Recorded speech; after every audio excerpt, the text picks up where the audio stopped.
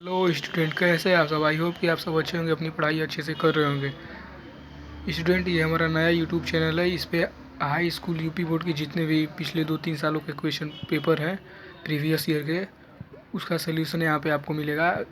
और जो भी इम्पोर्टेंट क्वेश्चन है सारे सब्जेक्ट के, जितने भी इंपॉर्टेंट क्वेश्चन है जो बार बार पूछे जाते हैं वो सॉल्व कराया जाएगा। तो ये हमारा पार्ट 2 है। पार्ट 1 में हमने जो भी ये हिंदी का जो पिछले साल का क्वेश्चन पेपर है इसको सॉल्व कराया था क्वेश्चन नंबर 6 तक।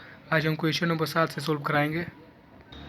क्वेश्चन नंबर 7 आप देख सकते हैं। 7 का जो क है, मैं आपको बता दूं कि क्वेश्चन नंबर 7 से लेकर आगे के जितने भी क्वेश्चन है बहुत ही सिंपल होते हैं। यहाँ से आप बहुत ही ज़्यादा मतलब जो नंबर है ना वो अचीव कर सकते हैं। ये इसमें कुछ नहीं होता, बस श्लोक होता है और ग्रामर होता है। ग्रामर बहुत ही सिंपल होता है। मैं आपको बताता हूँ ग्रामर आपको कैसे पढ़ना है। बहुत बच्चे होते हैं कि ग्रामर में बहुत ऐसा पोर्शन पढ़ लेते हैं जो आपको नहीं पढ़ना होता है।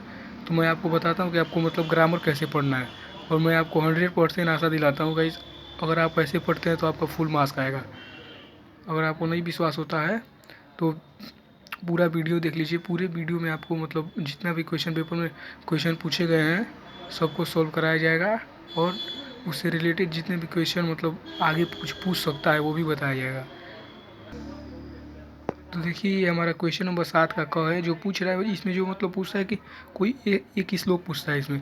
तो मैं आपको बता दूं कि आपको ज़्यादा श्लोक नहीं भी याद करना है, आपको बस 2 श्लोक याद करना है। क्योंकि कभी कभी एक श्लोक देता है हिंदी में अनुवाद करने के लिए, तो पूछता है कि जो इस प्रश्न पत्र में नहीं आया हो।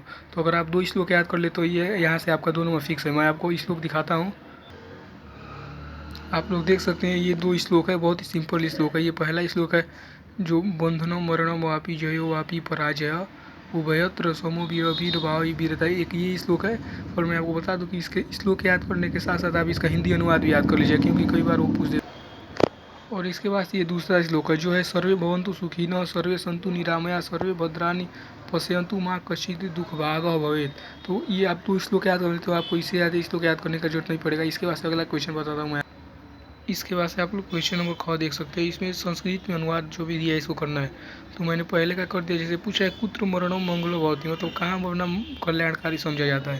तो यहाँ पे आपको लिख देता है वाराणस्याम मरणम मंगलम भवति। उसके बाद से जो एक और क्वेश्चन लास्ट वाला है चंद्रशेखर को आसित, तो ये हो जाएगा प्रसिद्ध क्रांतिकारी आसित। मतलब यहाँ पे 2 क्वेश्चन पूछा था, आपको 2 ही सोल्व करना है। इसके बाद से क्वेश्चन नंबर 8 पूछता है। तो मैं आपको बता दूं क्वेश्चन नंबर 8 का हम एक बहुत ही बढ़िया वीडियो लेके आने वाले हैं। इसमें आपको जितने भी अलंकार छंद और रस पूछेंगे उसका एकदम मतलब एक वीडियो आएगा, उसमें उसको एकदम क्लियर रूप से समझाया जाएगा, उसका एकदम सिंपल उदाहरण के साथ आएगा।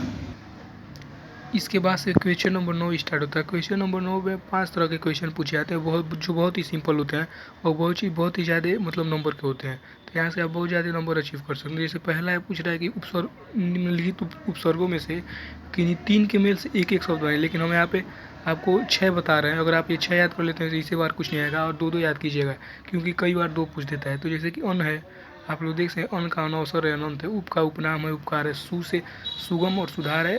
अभि से अभिलाषा और अभिशाप है। अधि से अधिकार अधिकरण। स से सहयोगी और सहपाठी है। इसके बाद से जो क्वेश्चन नंबर क है वह निम्नलिखित में से किन्हीं 2 प्रत्ययों के प्रयोग से एक शब्द बनाना है। तो इसमें 4 दिया है, 2 का प्रयोग करके एक शब्द बनाना है। लेकिन अगर आप चारों याद कर लेते हैं तो बहुत ही अच्छा होगा। जिसमें आई है तो प्रत्यय का मतलब क्या होता है, तो प्रत्यय का मतलब वो जो शब्द के पीछे आता है। तो जैसे आई तो चतुराई चौड़ाई। ता से सुंदरता और मधुरता हो जाएगा। हट से घबराहट चिल्लाहट, और वट से सजावट और बनावट हो जाएगा।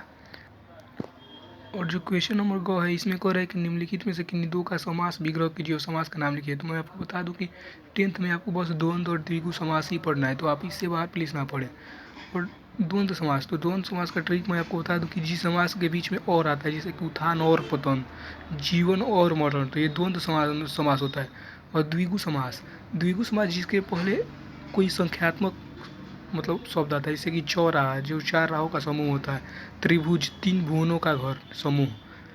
उसके बाद से क्वेश्चन नंबर घ है निम्नलिखित में से किन्हीं 2 शब्दों के 2-2 पर्यायवाची शब्द लिखिए। तो इसमें 2 शब्दों के 2-2 लिखने में आपको चारों बताऊंगा, आप प्लीज़ चारों याद कर लीजिए क्योंकि इससे बाहर मेरे को जहाँ तक लगता है नहीं आएगा, और आएगा भी तो इसमें 2 ऑप्शन, इन चारों में से कोई 2 ऑप्शन तो जरूर होंगे।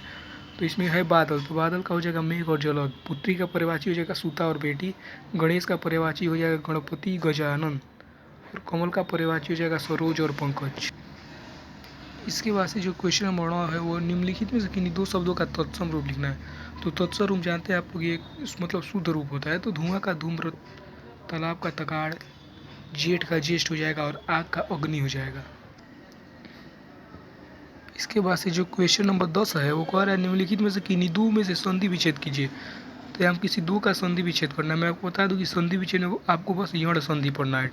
तो आप यण संधि से मतलब बाहर कोई और संधि मत पढ़िएगा। तो प्रति का प्रति एकम हो जाएगा, स्वागतम का सुधन आगतम हो जाएगा।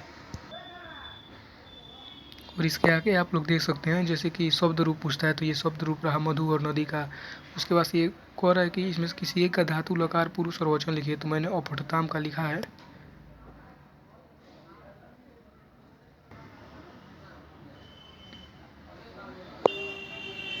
और उसके बाद से निम्नलिखित में किसी दो का संस्कृत में अनुवाद किए। तो देखिए, राम घर जाता है कि राम विद्यालय गच्छति, विद्या ददाति विनय, यानी विद्या विनय देती है। उसके बाद से देखिए किसी चारों में से एक विषय पर निबंध पूछ रहा है। तो मैं आपको बता दूं कि आप ये चारों पे निबंध याद कर लें, क्योंकि स्टूडेंट देखिए बार बार होता है ना, इससे बाहर स्टूडेंट क्या है कि इससे बाहर निबंध नहीं आता है। तो अगर ये आप चार टॉपिक पे याद कर लेते हैं तो इससे बाहर कुछ नहीं आएगा निबंध।